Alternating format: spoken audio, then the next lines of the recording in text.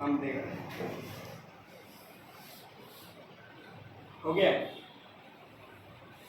Okay students, तो आज as you know that हमारा नेशनलिज्म इन यूरोप जो चैप्टर है वो कंटिन्यू है और इसके एंड पॉइंट तक हम लोग पहुंच चुके हैं। मतलब बस 2 या 3 टॉपिक ही लास्ट हम लोग का बचा हुआ है।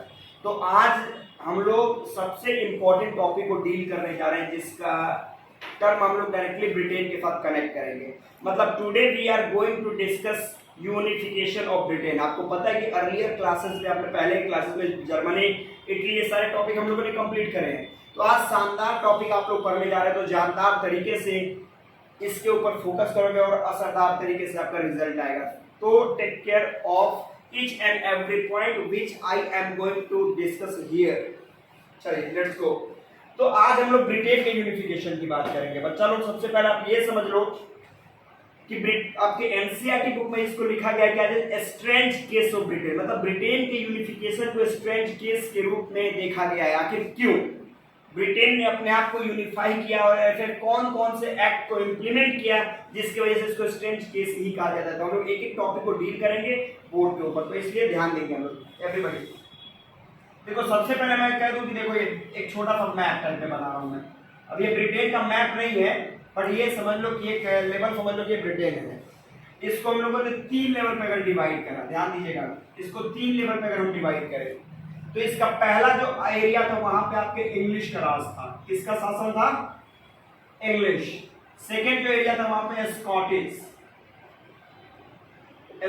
का राज था। और जो तीसरा एरिया था वहां पे आयरिश, मतलब आयरलैंड की हम बात करने जा रहे हैं, आयरिश का शासन था। क्लियर है? तो इसको 3 लेवल पे हमने डिवाइड कर दिया। एक वेल्स भी कहा गया है।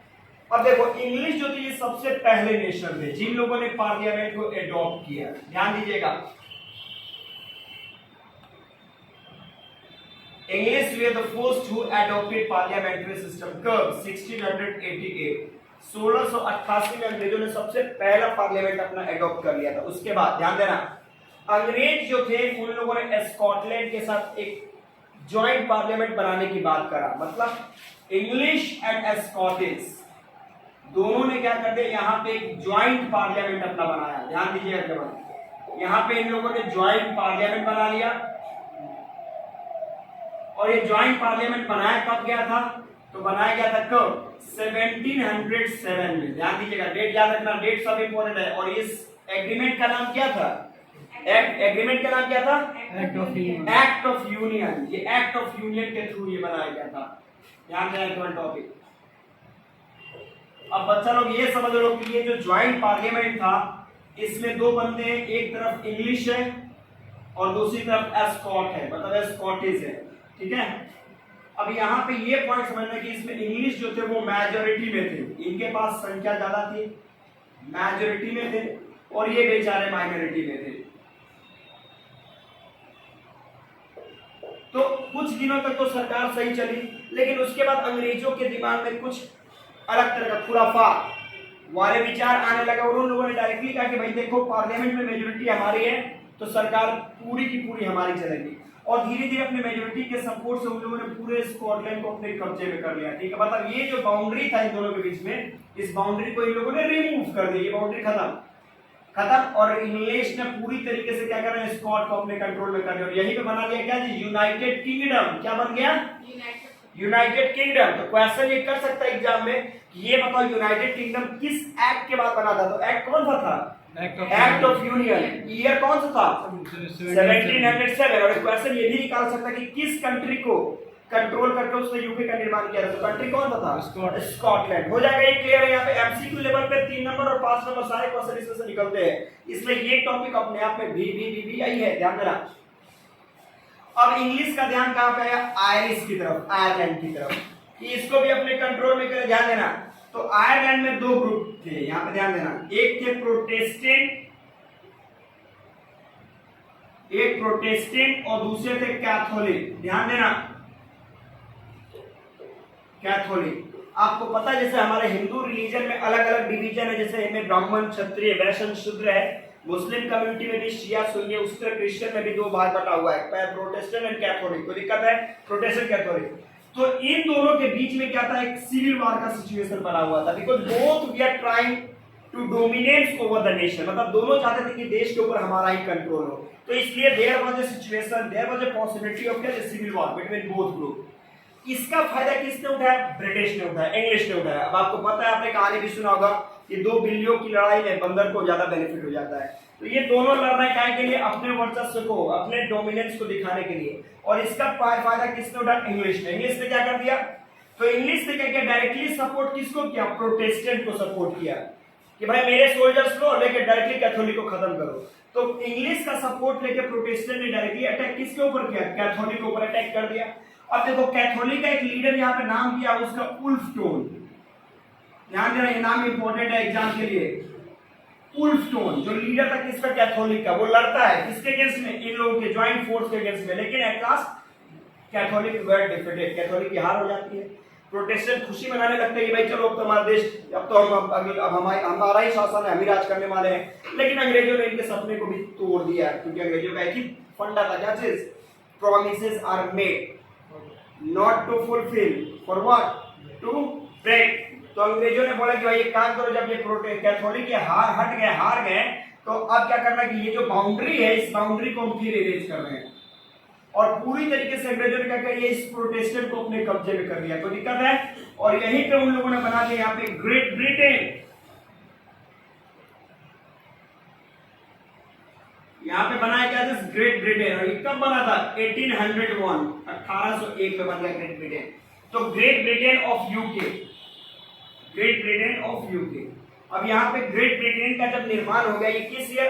1801 में। अब किस कंट्री को कंट्रोल करके? तो आयरलैंड को कंट्रोल करके इसने किया था। आगे इसके बाद क्या हो गया? अंग्रेजों का जो अपना नेशनल लैंग्वेज है, नेशनल लैंग्वेज ऑफ इंग्लिश क्या है? इंग्लिश है। इसके बाद उसका नेशनल फ्लैग क्या है? यूनियन जैक है, यूनियन जैक। इसके बाद इसका अपना नेशनल एंथम भी गॉड सेव नोबेल किंग। ये सब जीके एग्जाम के लिए इंपॉर्टेंट है,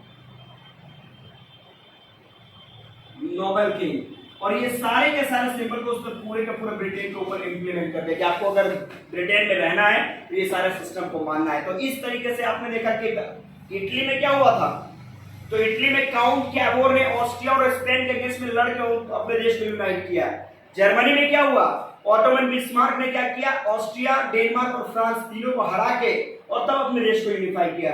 लेकिन ब्रिटेन में क्या हुआ? इसने दो को लड़वा के तब क्या किया? अपने देश को यूनाइट किया। तो दैट्स व्हाई यहाँ पे इसको क्या बोलते हैं? ये स्ट्रेंज केस है, लड़ा कुछ नहीं, अब पूरे देश को अपने कंट्रोल में, तो दिमाग का खेल इसने यहाँ पे खेला था। तो एक बार फिर से शॉर्ट समरी में बता रहा हूँ, ध्यान देना कैसे लिखोगे आप एग्जाम में। नोट्स आपको मिल चुका है, आई नो दैट। तो हम लोग अगले टॉपिक में जाएंगे, बट इसका एक छोटा सा समरी में बता देता हूँ, ध्यान देना। तो पहले क्या लिखोगे कि इन इंग्लैंड जो ब्रिटेन, ग्रेट ब्रिटेन था, वो तीन भागों में बटा था। तीन अलग अलग एथनिक कंपोजिशन वहां पे थे। कौन कौन है? स्कॉटिश, आयरिश, इंग्लिश और वेल्स भी थे वहां पे। बट मेन हम लोग इन तीनों की बात करेंगे। तो English we are the first who adopted parliamentary system in which year? In which year? 1688। In which year? 16, speak loudly. 1688. Okay. English and Scottish both came together and formed joint parliament in which year? 1770. Via Act Act of Union. ध्यान देना। But in this parliament, the English were in majority, while the Scottish were in minority. That's why the English took the support of their majority and controlled all over catches Scotland and formed United Kingdom. Formed United Kingdom. Next, in Ireland, there were two ethnic compositions, two ethnic groups, Protestant and Catholic. There was a situation of civil war. For what? Because both were trying to show their dominance. And it was a golden opportunity for whom? For the English. The English supported whom? Protestant or Catholic? Protestant. English support. इधर board पे देखिएगा तब तो समझ में आएगा जी। English supported whom? Protestants. And attack किसके ऊपर? Catholic. And the leader of Catholic, whose name was Wolfstone, fought bravely, but at last he was also defeated. And when Protestant defeated Catholic, then it